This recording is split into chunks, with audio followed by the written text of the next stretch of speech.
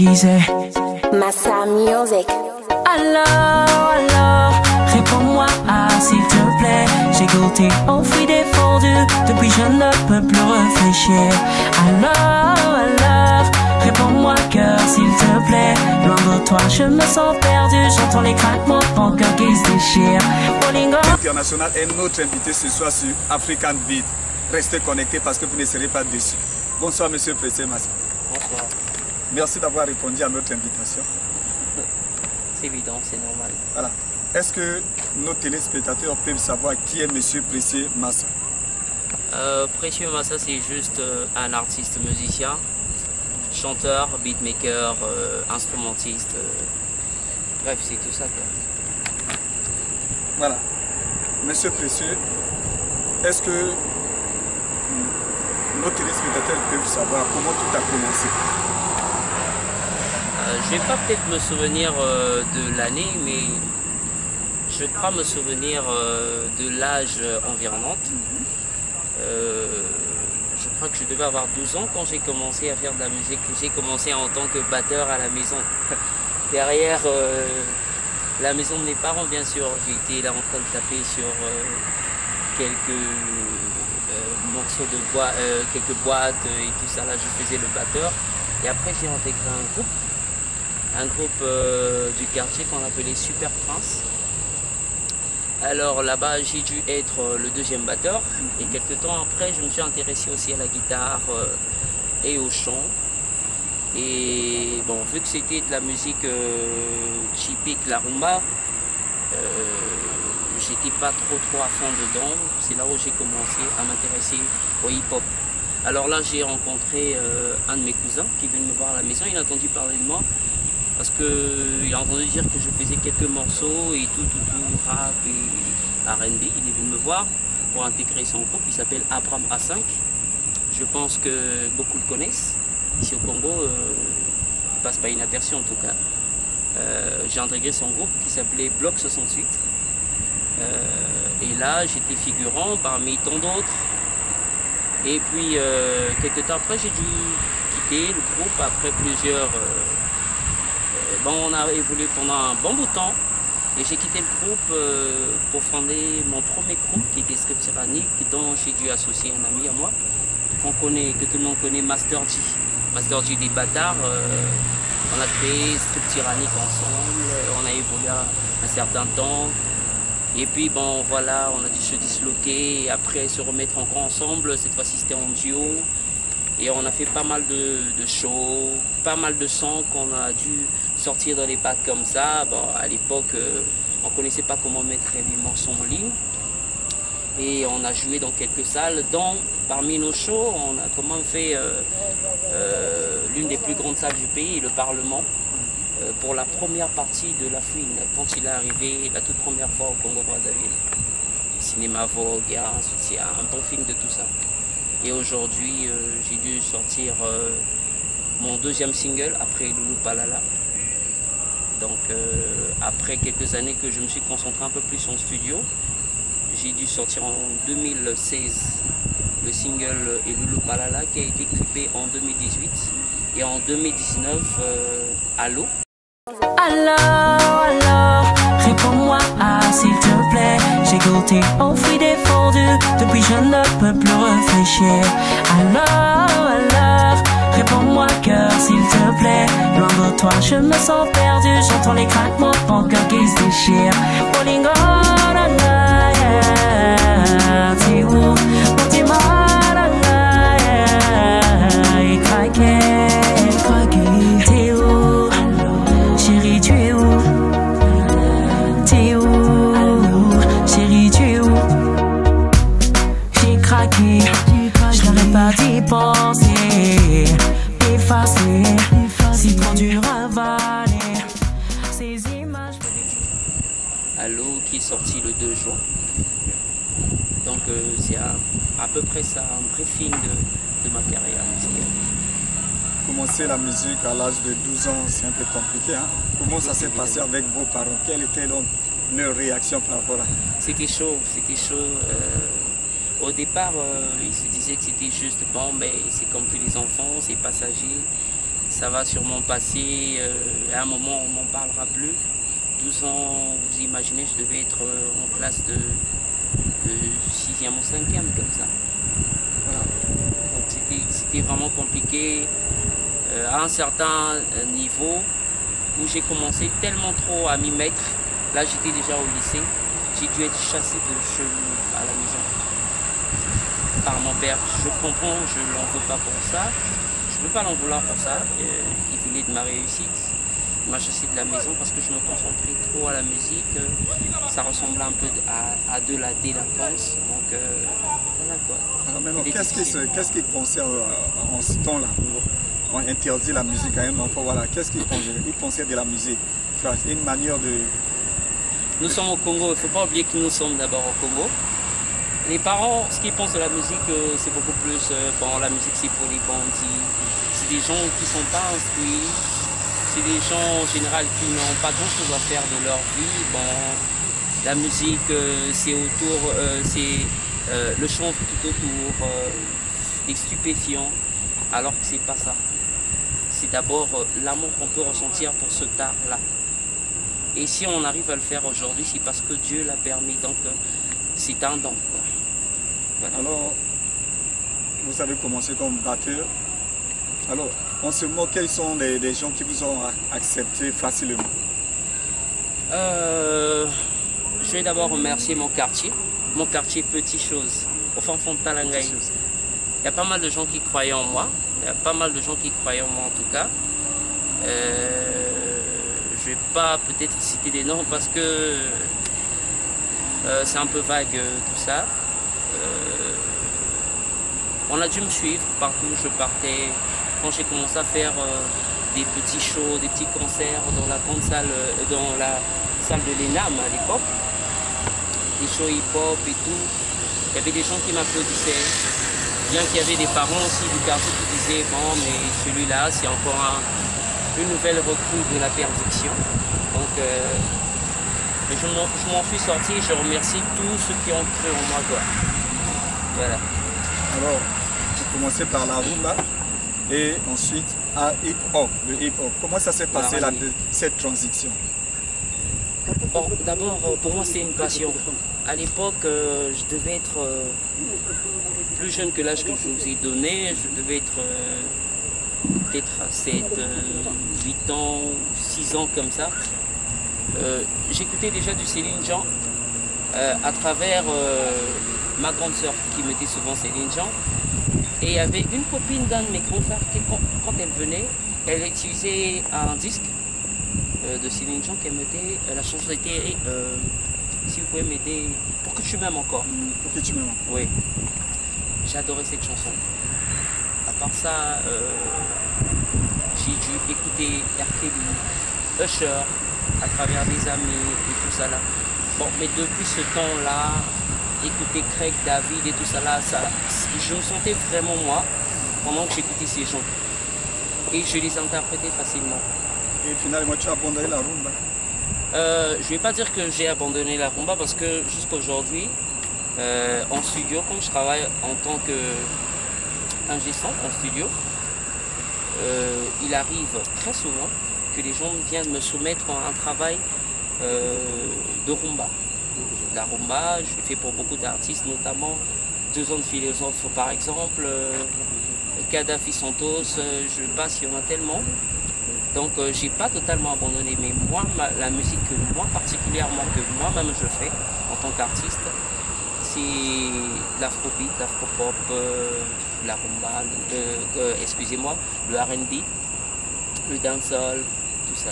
Alors, quel artiste vous ont donné envie de devenir musicien? Michael Jackson. Il n'y a pas un artiste congolais?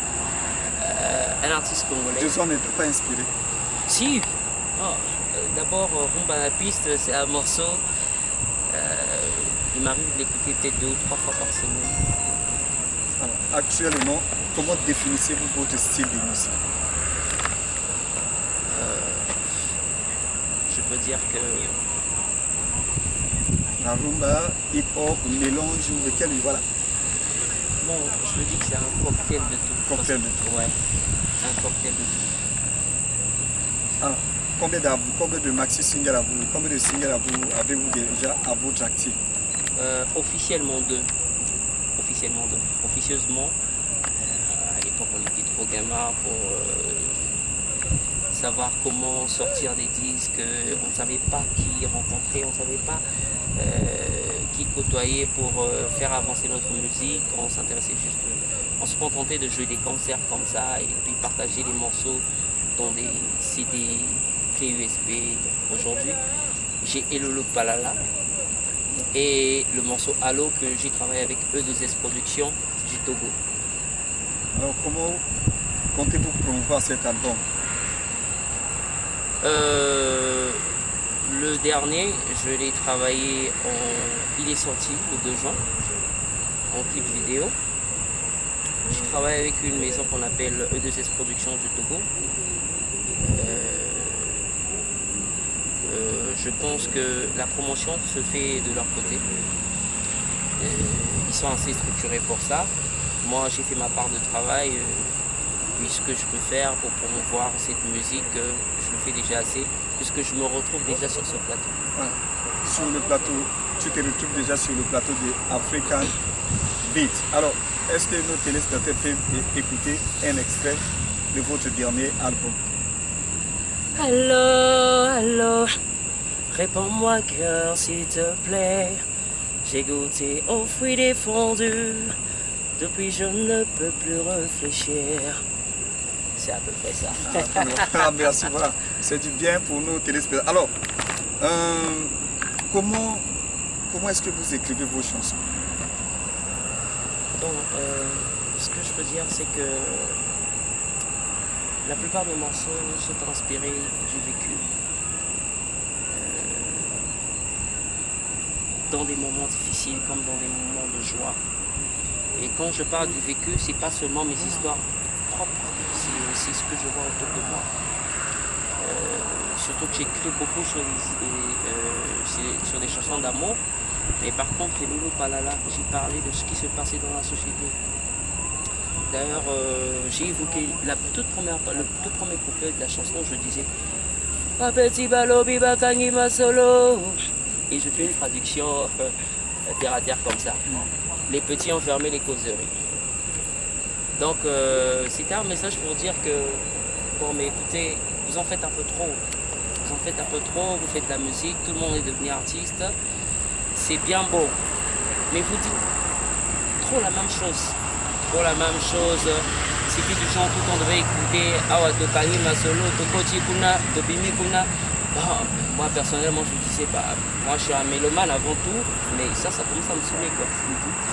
Qu'est-ce qui vous arrive à l'esprit lorsque vous chantez? Qu'est-ce qui m'arrive à l'esprit? Souvent je vois une belle image, de belles personnes, de beaux visages. Je m'imagine tellement de choses que si aujourd'hui on vous montrer cette image-là, je pense que vous allez vous croire dans un autre univers. Quoi. La musique, vous le faites pour apporter des émotions quoi. À peu près ça, pratiquement ça. Je ne le cache pas. La musique, quand je la fais, je fais attention à ce que je fais, ce que je vais mettre sur des haut-parleurs me touche d'abord personnellement. Et quand ça me touche personnellement, je pense que ça peut toucher sur 100 personnes, au moins 30 personnes. Pensez-vous qu'un jour vous allez devenir comme Michael Jackson? Non, c'est pas possible. Alors, donc vous vous limitez? Non, c'est pas possible. Michael Jackson, si j'ai dit que c'est l'une de mes idoles, ça ne veut pas dire que c'est la seule, mais c'est quelqu'un qui m'a coupé le souffle toute mon enfance. Quoi. Je ne peux pas devenir comme lui, je ne vais jamais faire comme lui. Alors, quel est le premier pays africain que vous souhaiteriez aller jouer dans cette année 2000? Le premier pays africain, j'avoue que j'y ai pas encore pensé, mais j'aurais bien voulu aller en Côte d'Ivoire, par exemple. Pourquoi Togo aussi. Pourquoi ce choix? Parce que les Ivoiriens, ils sont vraiment très actifs, quoi.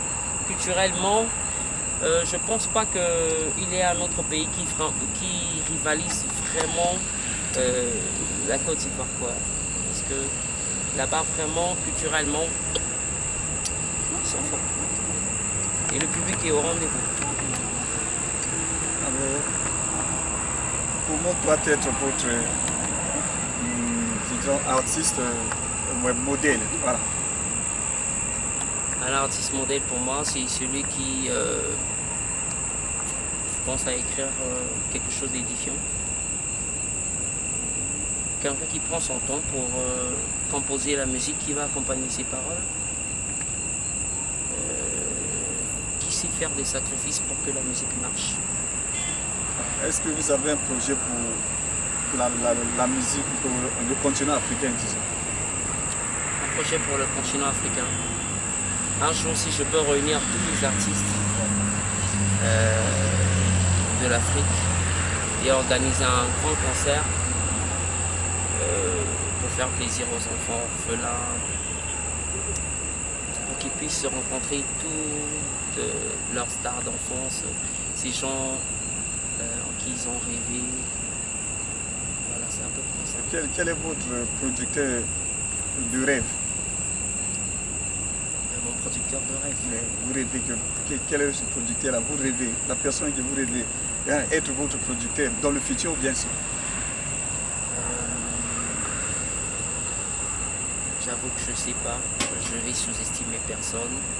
Je vais surestimer personne aussi. En tout cas, pour moi, je pense que celui qui viendra avec les meilleures idées sera celui avec qui j'irai et je travaillerai. Vos projets pour le futur? Un album en vue. Je pense d'ici les mois qui suivent, il y aura un nouveau single qui va s'appeler Lokuta en lingala, ce qui veut dire mensonge en français. Voilà, juste un dernier a cappella pour ceux qui nous suivent à travers le monde. L'amour est une farce, l'amour est une arnaque, l'amour est une farce, oh yeah. Olingeza lokuta na lokuta. Voilà, c'est ça. Merci beaucoup, bien sûr. Alors, si l'on était intéressé à vous, comment vous contacter? Alors, pour me contacter, je pense que vous avez déjà Mbongi TV. Vous avez les contacts de Mbongi TV sur leur page. Vous pouvez les contacter. Et ensuite, ma page Facebook, c'est juste Précieux Massa. Vous pouvez m'écrire à inbox. Et je pense que je vous répondrai dans les meilleurs délais. Alors, juste un dernier mot à vos fans. Restez scotchés. Restez scotchés. Le meilleur arrive. Il y a de très belles choses qui arrivent. Déjà, vous savez que moi, je ne parle pas n'importe comment. Je ne suis pas du genre bavard. Attendez-vous à un gros son qui arrive, à un gros clip. Et bien de choses à vous. Bien de choses à vous. Je vous aime tant. Je vous aime beaucoup. Tous ceux qui m'écrivent sur Facebook, WhatsApp, surtout sur Facebook. Je vous aime tant. Merci beaucoup. Merci, monsieur Précieux. Merci de nous avoir accordé cet entretien. Voilà, j'espère vous revoir. Je me suis senti très honoré de vous avoir sur le plateau de Mbongi TV. Merci beaucoup. Voilà, chers téléspectateurs, nous sommes arrivés à la fin de cette émission. Merci à toute l'équipe technique. On se retrouve tout à l'heure aussi.